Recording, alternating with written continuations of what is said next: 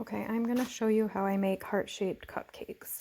And for each cupcake, you're going to need a 2-inch by maybe 4 or 5-inch wide piece of aluminum foil and a 1-inch by 4 or 5-inch piece of aluminum foil. You need this for each cupcake. If you're somebody like me who saves aluminum foil that's not heavily used, this would be a good use for them, because probably after this you won't be able to use them again. But this is just a piece of aluminum foil I already had laying around because I don't like to waste things. So you just will twist up, fold up each strip of aluminum foil until you get it into a little strip, and then you're going to fold each of those in half, roughly. It doesn't have to be perfect. And then that's going to be your shaper, so you'll have something like that for each cupcake. And then I'll show you what I do with those. I'm using the jumbo cupcake muffin tin, but normally I think you would do like 1 scoop in a normal size cupcake. I'm doing 3 because these are really big. But you could do this with normal size cupcakes if you wanted to. So I'm putting 3 scoops in, and then I take my little piece of aluminum foil and I tuck it down, and you want it to go all the way to the bottom of your muffin tin. It's hard to do with one hand, but and then once that's in there, you take your bigger one and you put it in here.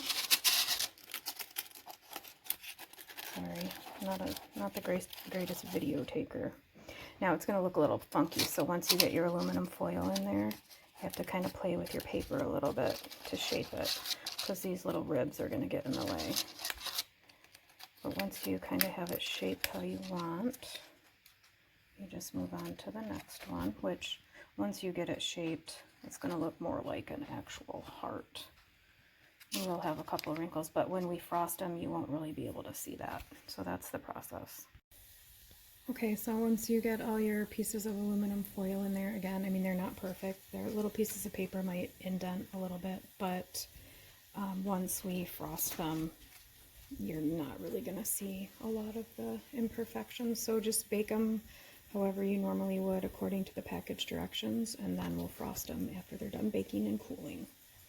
For my decorating, I use just one of these Wilton icing bags, 1 cone, and the washer.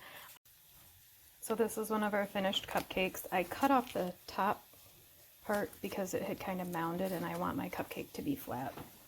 So I've got my bag. It's maybe half filled with icing. I've just got my cone there with no tip, and I'm going to hold it kind of in place and then drag it down.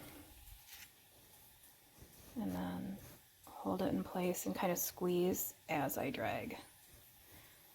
And then again, it's not perfect, but we're not done yet. Once you have your cupcakes iced, depending on how many cupcakes you're icing, I usually will ice maybe 2 or 3, and then if you want sprinkles on, do sprinkles, because your icing will start to crust over if you do them all and then try to put the sprinkles on. So you've got your cupcake with your icing on it, and then you're just going to literally put it upside down, kind of gently smash it onto your sprinkles, and the icing will just like smash down and fill up your cupcake area. That's why I said don't worry about it being perfect. So I decided to do some different sprinkles, and I am going to use a tip. I honestly don't know what number this is. 21 is what it says on here, and this is my little swirl that I do. I like kind of do a switchback, and then I end it right there, and then I come back up and I start again.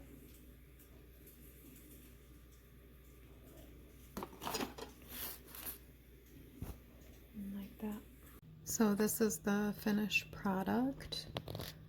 I did get a little crazy with the sprinkles off camera, but you know, it's frosting, so the more the merrier.